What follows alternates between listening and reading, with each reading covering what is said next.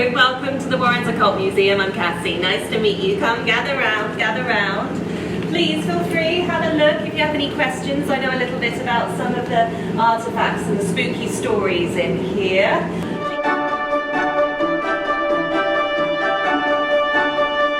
I'm Jessica, the museum guide, and today I'm doing something really unusual for my channel. I'm not in your typical museum. Instead, I'm at the Ed and Lorraine Warren Occult Museum. Well, kind of. It's part of a film promotion here in London for the new Conjuring movie, Last Rites. But this isn't a paid promotion. I actually saw they were coming and begged them to let me come and film it. In our video today, we're going to be talking about some of the props from the films and the real stories behind the artifacts and objects that Ed and Lorraine Warren collected throughout their career of paranormal investigations. Now, this is really quite a departure for me and really different than my usual content. If you're new to my channel, I normally create meticulously researched tours of museums, cemeteries, churches, and other historical oddities. Yes, sometimes the places I visit are spooky and macabre, but that isn't really what's happening here at this event. This was a promotional event designed to hype up the new Conjuring movie. It was actually really well done, and I'll be showing snippets of the event throughout this video. I'll also be talking about the latest in Warren Occult Museum news. A famous YouTuber just purchased their museum, which has been closed since 2019, just a few days ago. We'll talk about that a bit later on. I will admit, when I got in touch with the organizers of this event, I thought that it would be a touring display of some of the objects and artifacts normally on display at the Ed and Lorraine Warren Museum in Connecticut. But even though it was a PR kind of event led by actors to promote the film, it did include a museum feel and some of the real props from the movie, so I thought we'd go ahead and talk about it anyway. Today we're going to explore some of the real-life cases that the Warrens were involved in and a little cheeky pre-Halloween fun as you see video footage of me going through the spooky event. Just to be clear, Ed and Lorraine Warren were real people and they investigated real cases, but this video today focuses on the Conjuring movie universe and an event that was designed to promote the latest film. These films, starting with 2013's The Conjuring, star Vera Farmiga and Patrick Wilson as Lorraine and Ed Warren. They've also gone on to spawn a lot of sequels like the Annabelle series and The Nun. We'll talk about Annabelle in this video. The latest film, The Conjuring Last Rites, is said to be the last of the franchise that will feature the Warrens, but who knows with horror movies, am I right? The Warrens became legends in the world of paranormal investigation. Some say they became a bit too legendary and that they were more concerned with fame than with actually helping the families that were being menaced by these experiences. Ed claimed to be a self-taught demonologist, while Lorraine said she was a light trance clairvoyant medium. Together, they founded the New England Society for Psychic Research, the NESPR, in 1952, and they claimed to have investigated over 10,000 experiences of paranormal activity, including possessions and the demon world. Now, for those of you who watch my channel regularly, you might already know that I don't really believe in the spirit realm. I wish I did. I think believing in ghosts would make my life a lot more whimsical.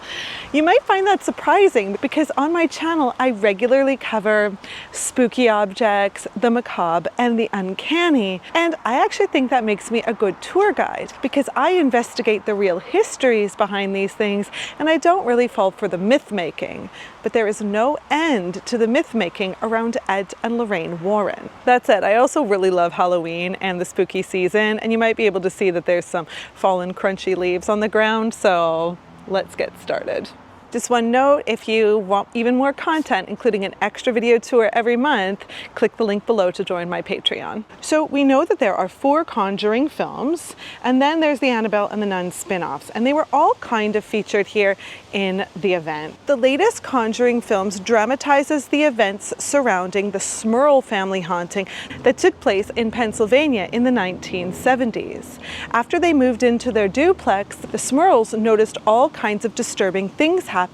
Strange smells, cold feelings, violent attacks, and even an alleged sexual assault by an unseen force. Desperate, the family turned to Ed and Lorraine Warren, you can see them together here, who claimed that the house was haunted by multiple spirits, including one pure demon, as well as an old woman, an axe man, and a haunted baby doll, and all of those featured in this event that I attended.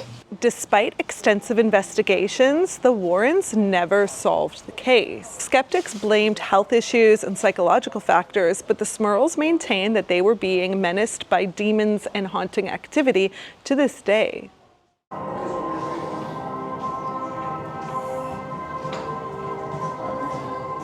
Just get a video of this.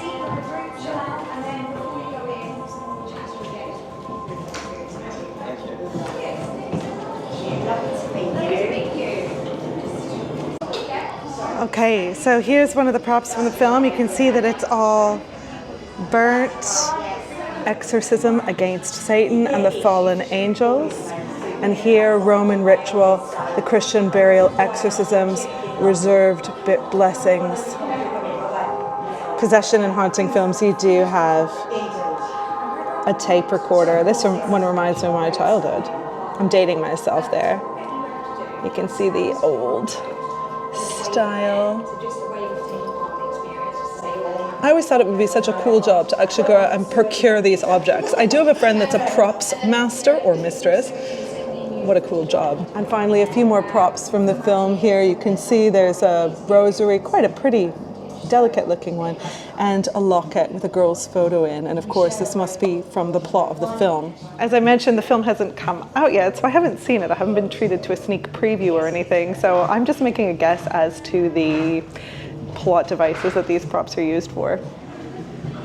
And up on the wall here, we've got some stilled frames from the film that's upcoming. A priest outside of the home. Ed and Lorraine Warren there giving a talk.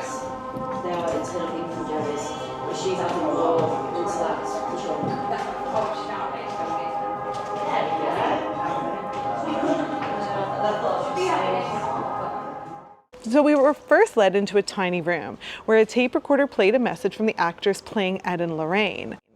They told us that the next room we entered, we'll see it in a second, would be full of haunted objects. But as long as we maintained our faith and didn't touch anything, that everything would be okay. But of course, we were made to touch things and all hell broke loose. We then entered a room mocked up like the Warrens' real occult museum. This is a bit more tasteful than the one in Connecticut, which kind of has a spirit Halloween shop vibe.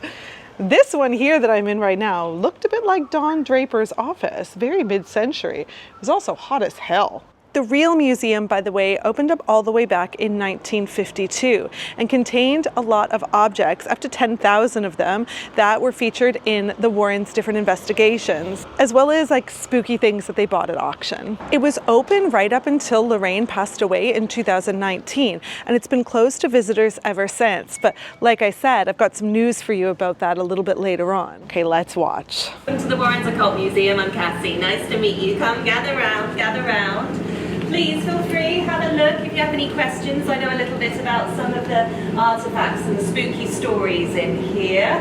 Please, maybe if you see any scrap bits of paper, do not touch, let me know. Whereabouts? There? Oh, come on, it's just there. Are you sure? Why don't you? I've given permission.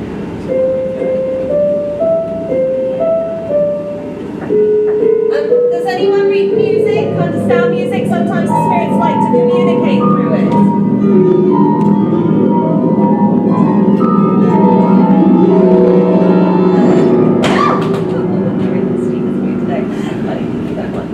Oh dear. And if you find any of those scrap... Where? There, in the corner. Where? Top right. Show me. Oh gosh.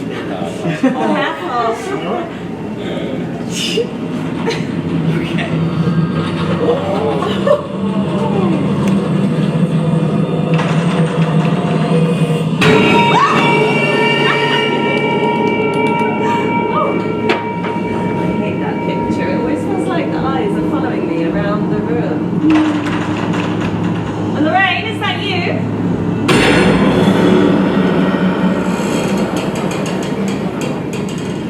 Now you see this sign here, warning, positively, do not open. Even I have promised the Warrens that I will adhere to this, but There appears to be one little bit. Just don't touch the glass, remember. Go on.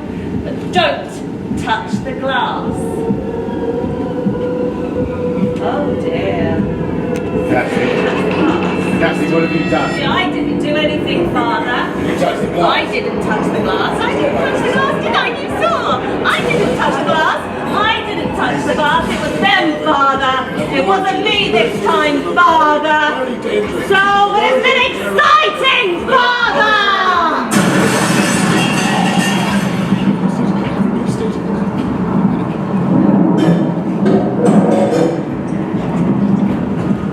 Oh dear. Would you touch the glass? Oh my God. Oh, Annabelle, where have We're going to you move gone? very, very slowly back to the front door. Everyone move very as slowly as we Annabelle, can. where are you, Annabelle? Where are you? Come towards me. Come towards me.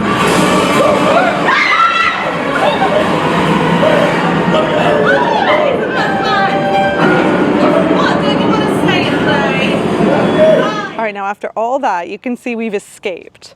In the plot, the priest said to us that we were supposed to emerge into the back alley, but here we are in an attic, where we'll now be menaced by the main demonic presences from the film. May all that is profane holy. May all that is profane holy. May It's not the book of itself. May the Lord's light shine bright. May the Lord's light shine bright. May the Lord, oh goodness me. Have there something. So, let's all stay together. All stay together.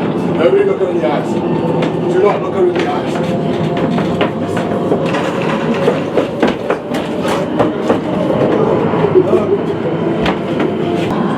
Oh my goodness, get back.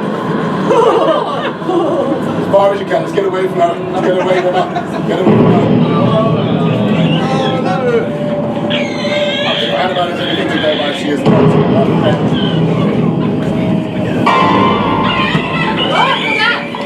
Hey! Yes. Okay, get the spirits. Oh, goodness me! Get back! Get back!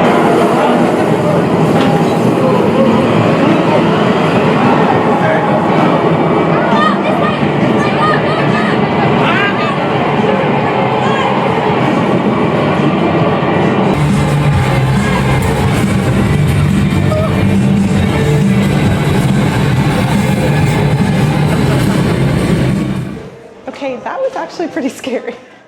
Okay, let's rewind a little bit. You can see that I was touching the case of one of the most famous objects from the film here, the Annabelle prop doll. She is based on a real doll.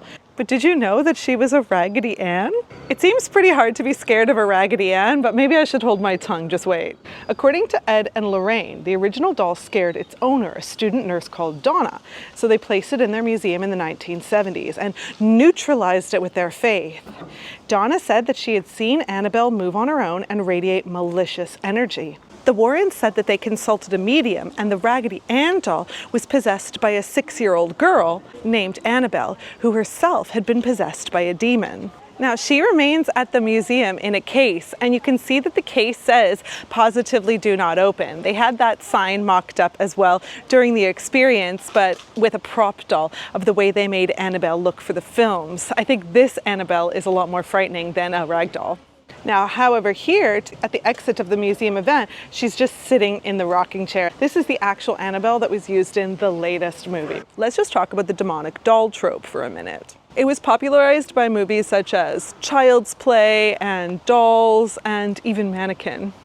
The depiction of Annabelle in the Conjuring universe is likely connected to stories about Robert the doll. Robert the doll is like a navy dressed doll. He's in a museum in Florida, and people get really serious about Robert, saying that he contains the malevolent spirits and that he will really do you some harm.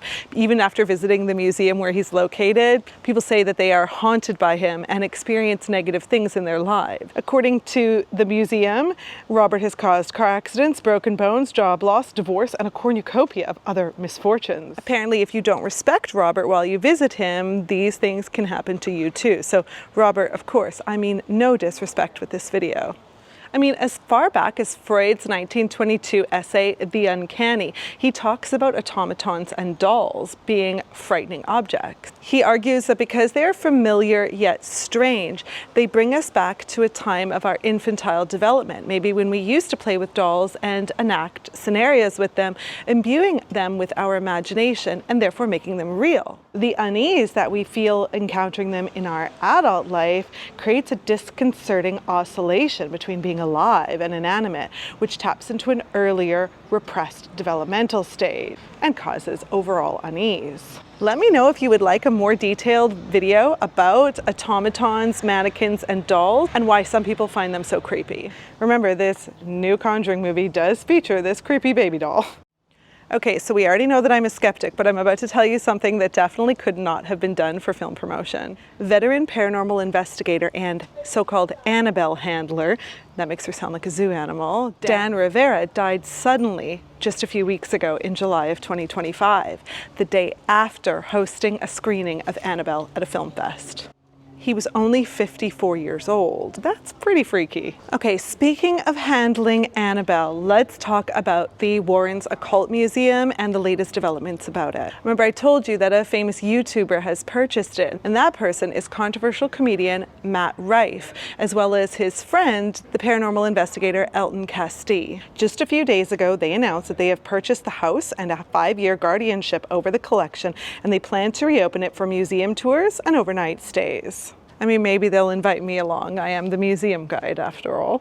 Before we continue, let's just go over some of the true stories from some of the other Conjuring films. We've already briefly mentioned the Smurl case from the latest movie, Last Rites, but there's also 3 other films. First Conjuring movie was based on the Perron family hauntings, which took place in Rhode Island in 1971. The Warrens claimed that the family was being terrorized by a spirit of a woman called Bathsheba Sherman, who had been a witch who'd murdered her own baby in a devil sacrifice. The next movie has them involved, kind of, in the legendary Enfield hauntings, which took place here in London.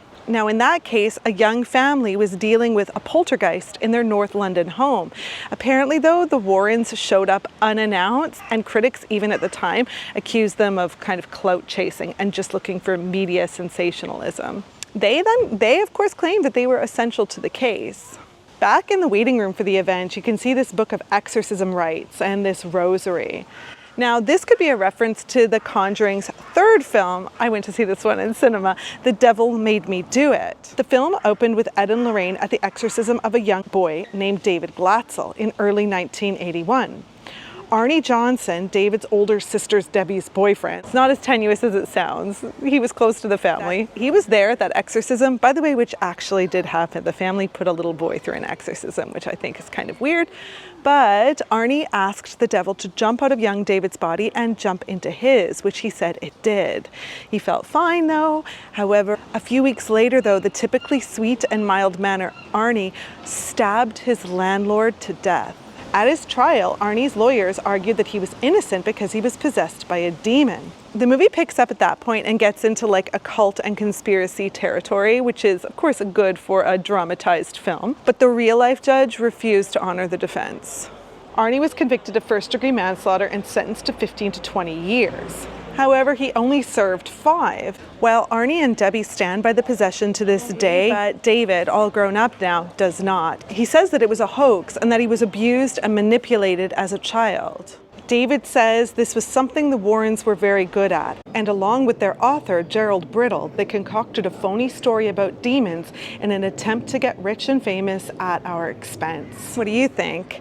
At the museum in Connecticut, there is a display case completely dedicated to Arnie.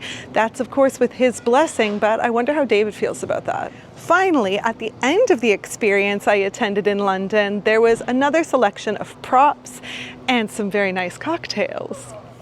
Here we can see this large mirror, which also featured in the attic scene that I was just in. It plays a pivotal role in the latest film, with the hauntings and ghost sightings centered around it. Again, this is the actual mirror that was used in the new film. Remember, I haven't seen this film. I will, but we know it's going to feature this creepy-ass baby doll that spent some time crawling around on the ceiling of the attic scene, a la Trainspotting. From this still, I also think that the kind of demonic woman who we also saw in the attic scene is going to be somehow connected to the baby doll, but again, I'm not sure. You'll have to let me know in the comments below if I got that right. Of course, the Warrens have also been the subject of a lot of criticism, and you wouldn't know that if you just watched the films or just attended this event that I went to. For instance, even the timing of Matt Rife's purchase of the museum has not gone unnoticed.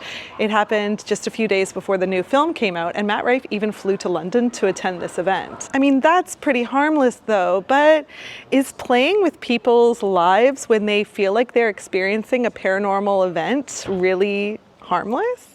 Science writer and skeptic Sharon A. Hill writes that the legends surrounding the Warrens have, quote, seemingly been of their own doing. Like real-life Ed Warren, real-life Annabelle is actually far less impressive. I mean, ouch, that's a pretty big burn, and I know what she's probably referring to. It's come to light that Ed Warren was involved in a sexual abuse scandal, and Lorraine Warren insisted that it not be featured in any of the films. That's the only way that she would agree to the contract to make them in the first place. A woman named Judith Penny claims that she lived in the Warrens' house for 4 decades as Ed Warren's girlfriend alongside Lorraine. Now, that would just be their own private business if it hadn't been for the fact that Judith was just 15 when the relationship started and Ed was in his 30s. It's important to note that the Warren family, including daughter Judy, who's featured in most of the movies as a character, disputes this completely. Thank you for attending the Conjuring Occult Museum. Well done for surviving the onslaught of evil spirits. You're now welcome to relax, unwind, and enjoy a drink in relative safety. Whilst everything you experienced was fiction, it is important to remember that The Conjuring is based on real-life events, and diabolical forces are formidable. Keep your wits about you, and stay ever vigilant. We hope you enjoyed the experience and will enjoy The Conjuring Last Rites in cinemas. Now, I might be a skeptic, but I'm not a cynic, and I really love museums like this of the paranormal and the occult.